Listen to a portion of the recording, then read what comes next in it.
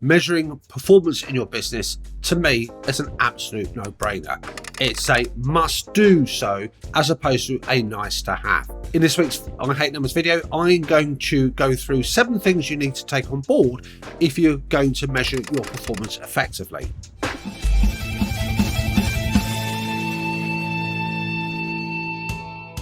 What's the first thing we should be doing? Well, the first thing is we should be figuring out what is it that's important for our business. What is it important for our success? What is the important things that we need to do to get right if we're going to achieve our objectives, our goals, get to our Northern Star? Now, what might be important for you may not necessarily be important for somebody else's business, but we're looking at our own business and what's going to make ourselves successful. It could be that customer satisfaction, customer service is high on the agenda. That's the thing that people come back to you for. So therefore, measuring customer satisfaction through what we call a KPI, a key performance indicator, is critical. And that could be measured by getting their responses, getting their feedback. If you're a manufacturer selling high quality products here, then measuring the level of returns, measuring the level of scrap and rework that might be going on in your manufacturing process would be a key performance indicator for you to look at. So think about what's important for your business.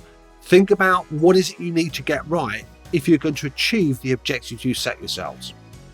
Number 2, having established what it is important to measure, what types of measures should we have? Now, as a numbers guy, as a business finance coach, obviously numbers feature heavily, but you can't just rely on financial measures. If you do, you're going to have a very lopsided view of your performance, and therefore it's important to look at a broad range of financial and non-financial measures as well. Now, measuring profitability for me is a key thing to do, but if you have a decline in profitability, it doesn't give us an insight as to why that might be happening. So therefore, measuring things like the level of customer returns, measuring the feedback, the time it takes to go from the factory to the end customer could give you that good insight. So have a blend of the financial and non-financial as well, and spread that across a number of broad areas. Look at the financial performance, look at the customer dimension, look at what goes on in your own business, the people who work for you, part of your team. Number 3, think about how you want that measure expressed. Do you want that expressed visually? Do you want that expressed numerically?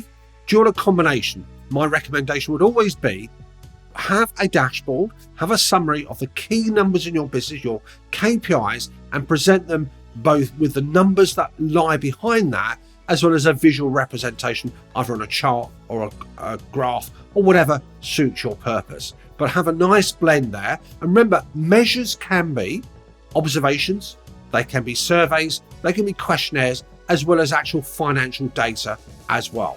And we need to make sure we mix that up and we focus on some core KPIs. What's number 4? Well, number 4 is thinking about setting targets. You need to establish targets when you set your KPIs, and those targets must meet that mnemonic called SMART. Now, the first 2 are taken care of. That by nature, a KPI is specific and it's measurable. If you can't see it, if you can't measure it, you can't manage it. Now, the other elements of that SMART mnemonic are A, is to me acceptable. Is that acceptable to you? Is that acceptable to your team? And when you set those targets, make sure they're not too soft, they're not too impossible, but they're actually challenging and they're stretch targets. Make sure they're also realistic. Now, that's realism. So make sure the targets that you set are influenceable and controllable by you and your team. There's no point having a target that looks at, for example, the cost of interest, the level of inflation, when those are things that you cannot control. So make sure they're realistic, make sure that actually they're couched in those environments that your staff and you can influence. And also make them sure they're timely, they're time bound, and therefore you've got SMART targets. The 5th thing we need to look at is to actually compare. So as we go along with our performance measures, we've got to collect actual data. We need to compare that against something. Numbers in themselves are basically pointless. So having a level of customer returns, having a level of staff retention, if those are your measures, having a level of gross profits that are being measured, having a level of what the cash flow looks like is meaningless, and you compare that to something. Now, typically for me, make sure you have in place perhaps your targets or your benchmark. That's what you're comparing it to. Now, if you can get the information, you can compare it to other benchmarks as well. But you need a comparator if you're going to have some meaning to the actual figures that you're collating. Number 6, the frequency. How often do you think it's important for you to gauge and look at those KPIs? Now, certain KPIs are more important. So cash flow, measured by money in the bank, how quickly your customers pay you, should be something you're monitoring on a daily or weekly basis. No cash means no survivability. Things such as market growth, market share, if those are your desired KPIs, maybe are best measured on a quarterly basis. So decide the frequency, how often you want to look at this information, and what's important to you is to make sure you are consistent and you stick to that.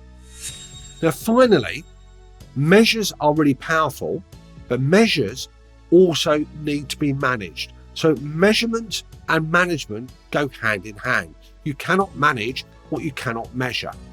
And those measures must be reflected, and you need to take action depending on what those KPIs are showing you. So folks, I hope you found this video useful.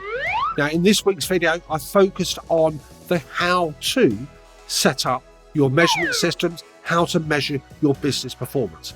It's really vital that you measure that business performance here in any role in life that we have. If we want to improve, if we want to do better, if we want to get to an end goal, we need to be able to measure our progress. So whether it's you exercising in the gym, if you don't measure things like how much muscle you're gaining, your weight loss perhaps, your heart rate, you will not know if you're actually making the right progress towards your end destination. It's the same in your business. Managing, though, comes with that. Now, in next week's video, I'm going to showcase 10 KPIs that are a good basis for all businesses to focus on. You may have your own choice. So until next week's video, where we're going to look at the 10 KPIs you should focus on, have a good week. Think about your measurements of your performance. And if you've got any comments to add to this video, any feedback, whether you agree with this or not, I'd love to hear from you. Until next week, folks, happy measurement.